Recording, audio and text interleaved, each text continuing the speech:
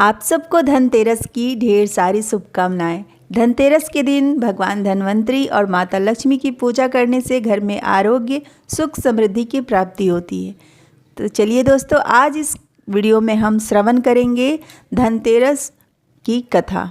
एक दिन भगवान विष्णु मृत्युलोक में विचरण करने के लिए लक्ष्मी सहित भूमंडल पर आए। कुछ देर बाद लक्ष्मी से बोले, मैं दक्षिण दिशा की ओर जा रहा हूँ, तुम उधर मत देखना। यह कह के भगवान विष्णु ने राह पकड़ी तो माता लक्ष्मी के मन में सवाल आने लगा कि आखिर दक्षिण दिशा की तरफ क्या है और मुझे उधर जाने के लिए क्यों मना किया जा रहा है। फिर लक्ष्मी माँ उनके पीछे पीछे चल पड़ी। कुछ ही दूर पर सरसों का खेत दिखाई दिया।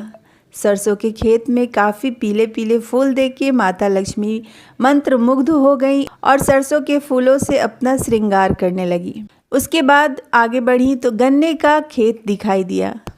तब माता लक्ष्मी खेत में ही बैठ के गन्ने चूसने लगी। तत्पश्चात भगवान लौट आए और यह देखकर माँ लक्ष्मी पे काफ़ी क्रोधित होकर उन्हें श्राप दे दिए कि जिस किसान का यह खेत है 12 वर्ष तक उसकी तुम सेवा करोगी।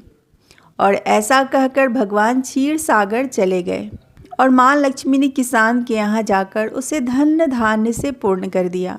तत्पश्चात 12 वर्षों के बाद भगवान विष्णु माता लक्ष्मी को किसान के घर से ले जाने के लिए आए, लेकिन किसान ने उन्हें रोक लिया। भगवान विष्णु ने कहा, तुम परिवार सहित गंगा जाकर स्नान करो और इन कौड़ियों को भी जल में छोड़ देना। फिर माँ गंगा ने बताया कि हे किसान, वे चारों हाथ मेरे ही थे।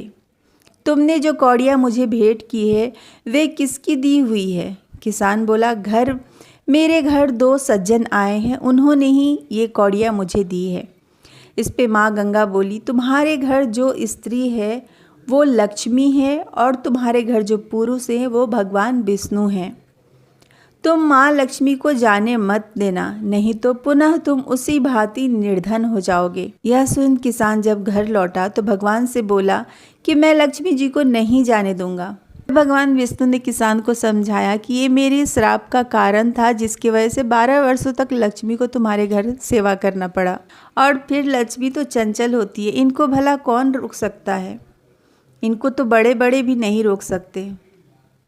किसान ने हठपूर्वक कहा कि नहीं, मैं लक्ष्मी जी को नहीं जाने दूंगा। इस पर माता लक्ष्मी ने स्वयं कहा कि हे किसान, यदि तुम मुझे रोकना चाहते हो तो सुनो, कल धनतेरस है, तुम अपना घर स्वच्छ रखो, रात्रि में घी का दीपक जलाकर रखना, तब मैं तुम्हारे घर जरूर आऊँगी। उस समय तुम मेरी पूजा करना, लेकिन मैं तुम्हें दिखाई नहीं दूंगी। किसान ने कहा, ठीक है, मैं ऐसा ही करूँगा। इतना कह के माता लक्ष्मी चारों दिशाओं में फैल गई। भगवान देखते ही रह गए।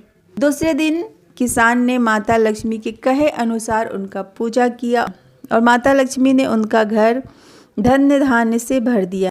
तब से हर साल धनतेरस के दिन माता लक्ष्मी की पूजा होने लगी। हे माता लक्ष्मी, जैसे आपने उस किसान पे कृपा की है, उसी तरीके से हम सबके ऊपर अपनी कृपा दृष्टि बनाए रखना। हम सबके घर को अन्न, धन और खुशियों से भरे रखना।